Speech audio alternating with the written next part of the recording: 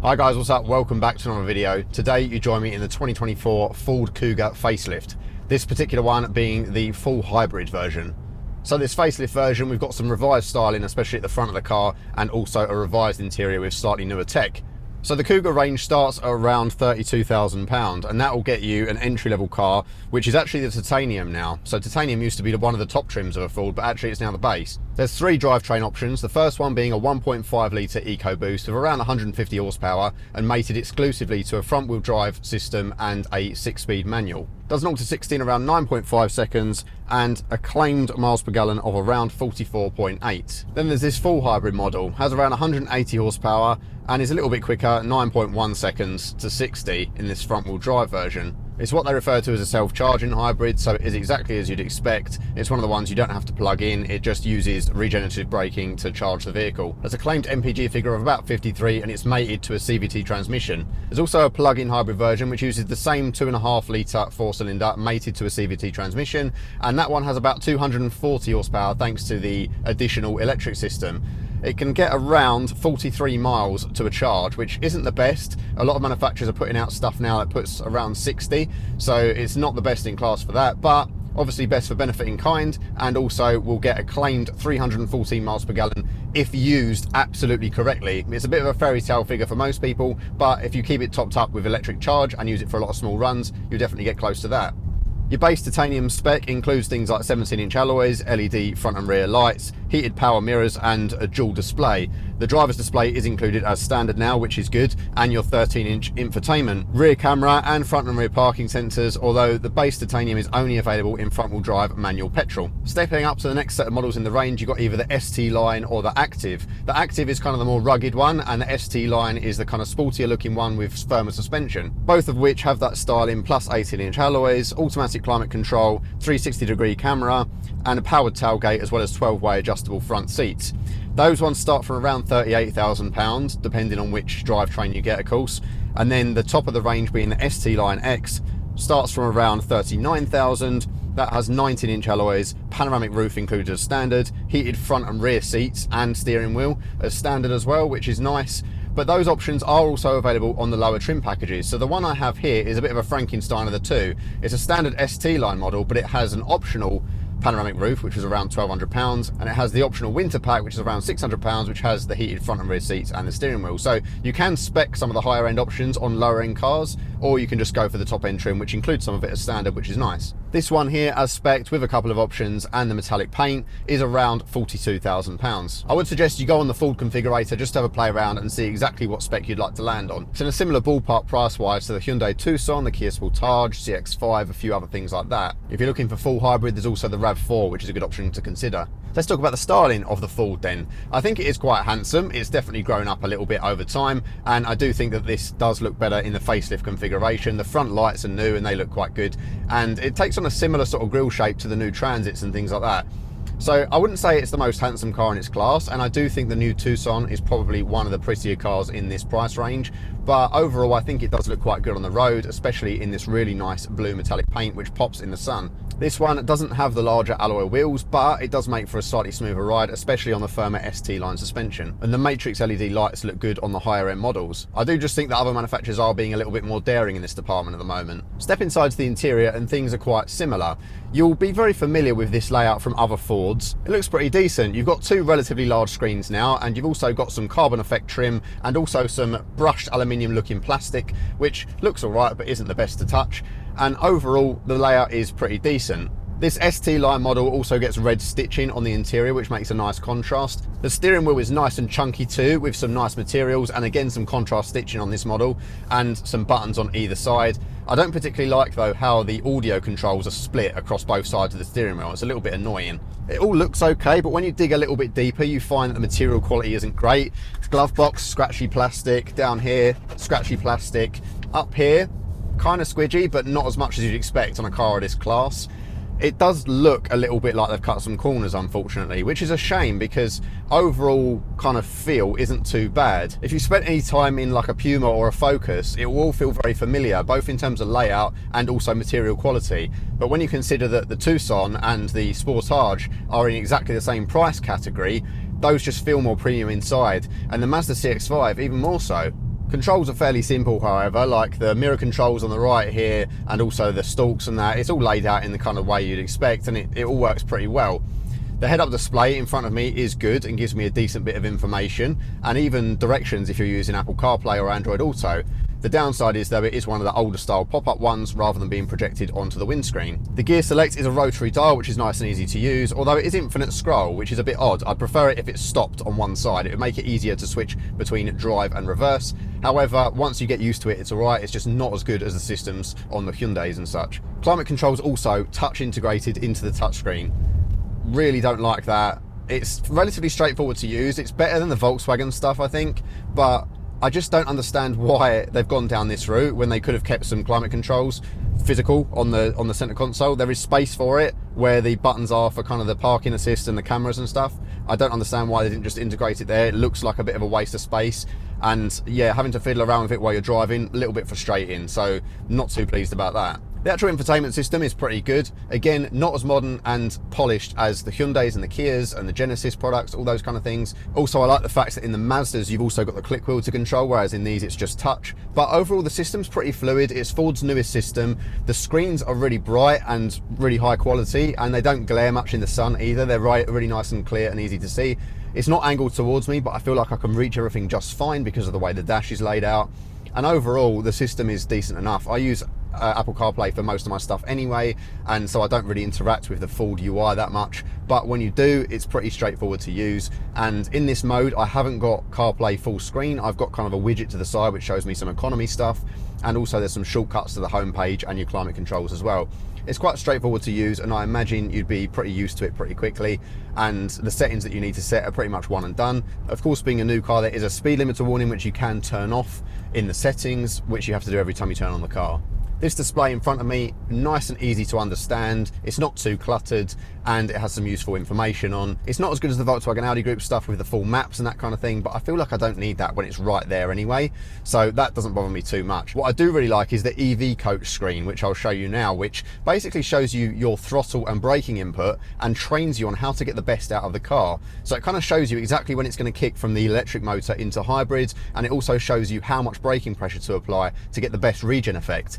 And over time, it kind of really teaches you to adapt your driving style to best get the economy out of the car. And it's a really straightforward system, and I do find myself glancing at it a lot.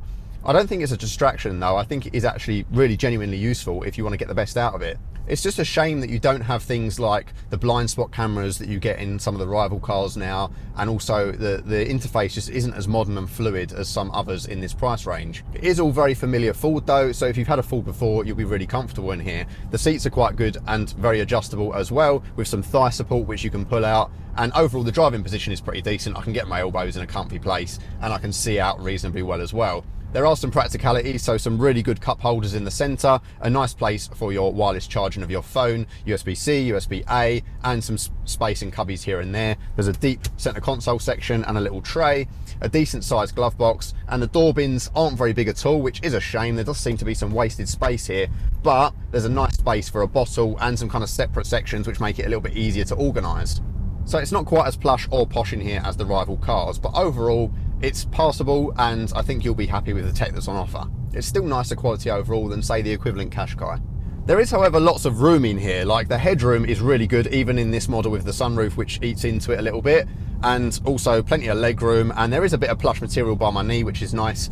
In the back, legroom is better than a lot of the rival cars, even the Tucson, and that's really promising. Like, it shows for adult rear passengers it's going to be a nice car for longer journeys, and of course if you are in the centre seat you will need to straddle that transmission hump, but it's not the worst I've seen. There's also a little bit of recline on those rear seats, and they do slide forward and backwards for increased legroom or increased cargo space, which is handy. Headroom's really good back there as well. Overall, it's just quite a cavernous cabin. You've got exposed ISOFIX points and a few other little practicalities back there. One annoyance that I have had though is that the seat belts in the rear, for some unknown reason, they just kind of rattle against the plastic, so they don't sit properly, so I've had to plug them in. The seats are a 60-40 split, so it's not quite as practical as the 40-20-40 that you get in stuff like the Tucson and the Sportage. However, it does provide quite a flat load experience, and there is no load lip to get into the cargo area, and the cargo area is a nice square shape as well. It's not eaten up by the wheel wells or anything like that, so it's a really nice car to load up. I did actually manage to get quite a large piece of IKEA furniture, a TV bench in here, and it was quite easy to slot in really, like it was quite practical. And overall, even though it's not the biggest in class, it is a really usable space. There is a little bit of storage under the boot floor as well. If you're looking for something a little bit cheaper, an MG HS or a C5 Aircross might be good to look at. In terms of the driving assists, you've got all of the basics. You've got, of course, front assist and you've got lane keep assist. And in fairness, they're not very intrusive at all. Of course, you have to turn off the speed warning, but that's kind of a regulation thing now, so that's just tough luck.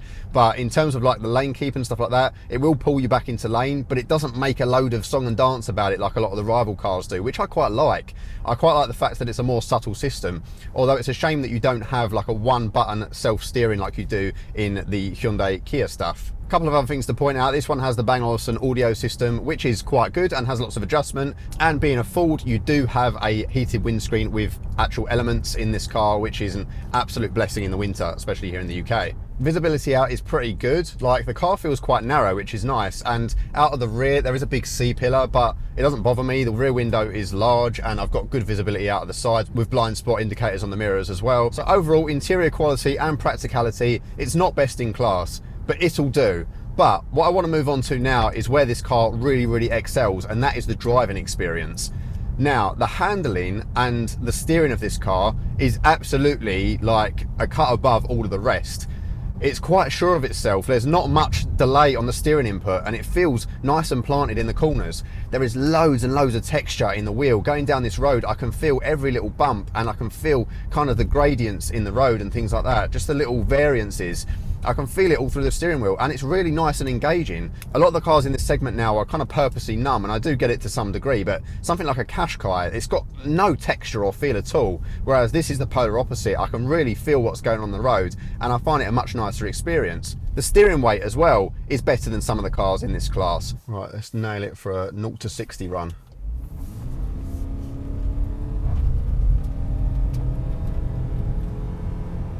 And there's 60. Not too bad, but you can hear the CVT gearbox really straining there. If you're not familiar with the term CVT, it's a continually variable transmission, and effectively it's like a single speed that just kind of progresses up and down. See, through here, it just feels great for a larger, heavier car. I mean, this one being capable of towing 2.1 tons as well. It feels really good darting down here, and again, I can really feel the road through the wheel, and I love that.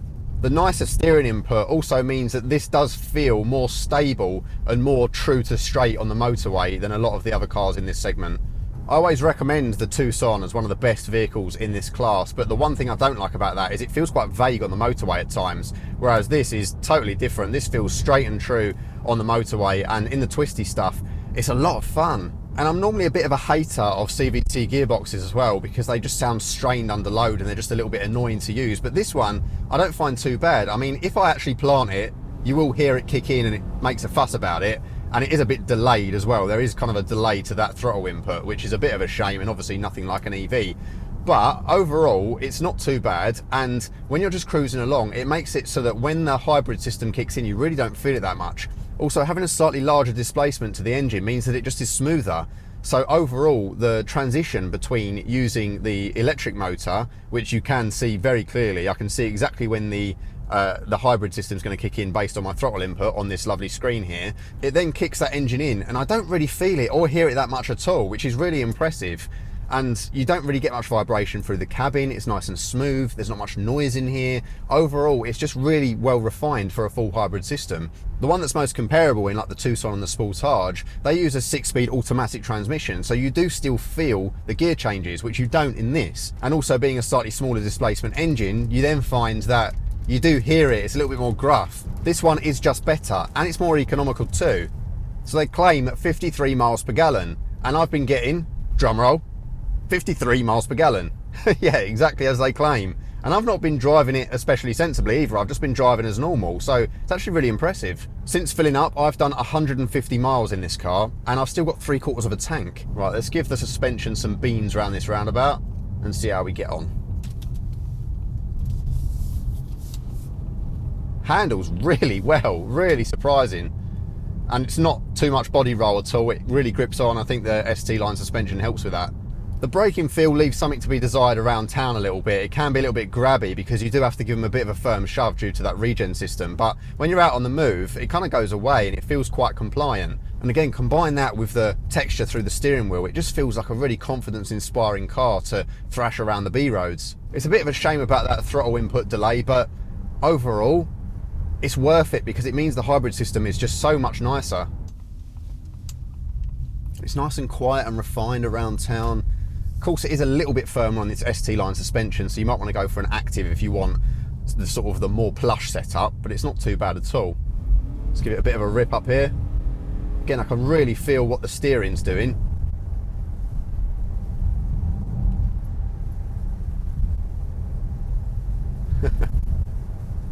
You can't really get it to unstick either. The handling it just grips and grips. The only thing is it does wheel spin a little bit, this front wheel drive model, even when you're not trying to. It's a tough one because I'm enjoying this car driving down this road, but I am just thinking about the fact that the Tucson and the Sportage are around the same price, and those have always been my favourites in this segment just because of how plush they are and, you know, how much the tech has improved in them over time and the stuff that they include as standard. They're just really good value. But I do have to admit the driving experience of this is better, both from a handling perspective and just how good the hybrid is. And when you look at the base model, the manual petrol as well, that's probably quite compelling as a used car bargain on the forecourt. In terms of your drive modes, there are some to select from, but to be honest, they don't make enough of a difference for me to really recommend any of them in particular. I would just say that for the most part, I've been driving in normal mode, and although sports firms things up a little bit, it's not absolutely necessary, and eco mode doesn't make enough of a difference for me to bother with it either. Overall then, the Kuga is a really good car. I think the hybrid system is pretty sensational in this one, and a lot of people will like a full hybrid because you don't have to worry about plugging it in, but that plug-in option is there if you want it. It's a car that is really good to drive, that's just slightly let down by subpar materials inside the cabin and also some tech that's not quite as impressive as its rivals. This is one of those cars then where it's really compelling if you can get a good deal on it. I've got my link to Lease Loco below, which will show you the best lease deals available for it.